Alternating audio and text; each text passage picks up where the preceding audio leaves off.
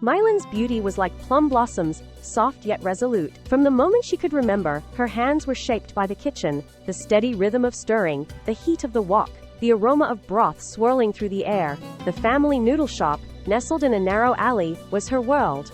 She rose before the first light, and stayed long after the last bowl was washed. A silent devotion to what was expected, to what was duty. A legacy passed down without words. But beneath the steady pace of her hands, something else began to bloom. A quiet restlessness, a longing for more than just survival. A wish to live, to breathe, outside the weight of duty. The flour in the kitchen. Meilin had never known a morning without work. It was the way her world spun, quietly, endlessly. Each morning began the same, the hiss of the stove, the whisper of boiling water. Her hands knew their place. The family shop was not a dream. It was duty passed down in silence. Laughter, clinking bowls, and the chaos of a busy noon danced around her. Even tired, Meilin served each bowl with quiet pride. The rain left the alley glistening under the golden evening light. They shared humble moments, a cup of tea, a quiet laugh. Junjie had no money but always shared his warmth. Golden light poured through silk curtains and polished wood.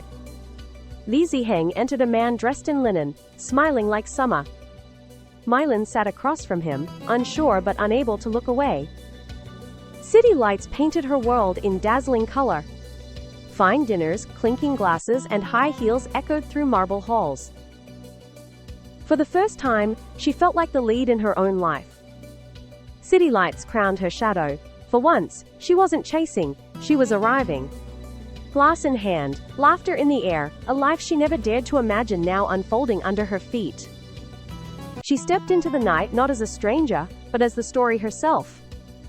In crimson silk she shimmered like a prayer, one whispered against the wind. Beneath the veil of red, her heart stayed quiet, not for love, but for freedom. The silk was heavy, the promises, heavier, yet she walked forward because standing still was worse. The kitchen gleamed, the maids bowed, but the silence crackled like thin porcelain. Polished floors, perfect smiles, yet every glance whispered, "You do not belong."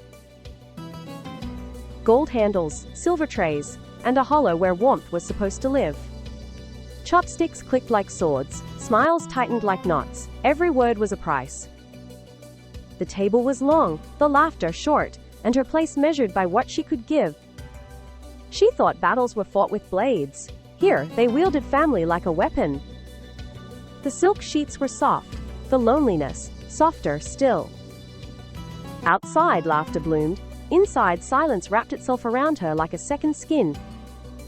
The floors gleamed, the hallways whispered, even golden cage shaved secret doors. The screen flickered, the truth didn't shout, it dripped, slow and merciless. One betrayal, then another. She counted them like falling snow. She didn't cry, didn't blink, only watched the walls crumble, frame by frame. The smoke rose in delicate spirals, carrying the weight of names she refused to dishonor. Flame to paper, ash to air, she vowed her life would not end in silent inheritance. Before the ancestors there were no lies, only the raw truth. She deserved more. They laughed like nothing broke, but she came with the pieces and the edge that cut. He replaced her with a smile. She returned with silence, and something sharper. This time, she didn't ask to be seated, she served the truth while they still tasted lies. The screen spoke what no one dared. She didn't raise her voice, the truth was loud enough. Gold can hide many things, but not betrayal played in front of blood. They feasted on silence for too long. Tonight, she served a different dish. Bridges didn't fall behind her, she set them alight and kept walking. The envelope was red for luck. This time, the luck belonged to her. No shouting, no begging, only the soft crackle of ending sealed in crimson paper. The world called her back to the kitchen, but this time, the recipe was her own. She traded gold ceilings for red lanterns, and found something richer. The light was softer here, the walls humbler, but the soul finally hers. He never carried her across the fire, he only made sure she had a hand to hold if she chose to cross. Not every savior rides in shouting, some just stay steady as the kitchen walls. She didn't need rescuing, she needed someone who knew she could rescue herself. A bowl of warmth, a flavor held in silence, as delicate as her smile, and as brave as her choices. The soup was more than just food, it was the taste of rebirth, woven with the quiet courage of a woman who had learned to stand tall. Plum blossoms in a bowl, balanced, bold, like the woman who created it. The door clicked softly. Outside the night breathed, inside a new kind of peace settled one she had earned. Her hands were dusted with flour, but her heart was clear. The shop, the lanterns, the life she had built, none of it was a cage anymore.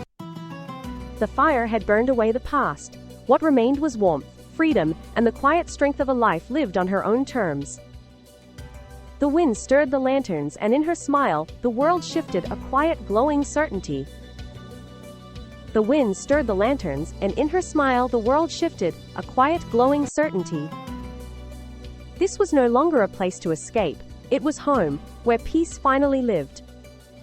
No knight, no sword, no sweeping gesture. She simply stopped waiting. She wasn't saved, she stood, and the world around her changed. Her rescue was never written in the stars. It was in her own hands, and in the silence of the night she chose to walk.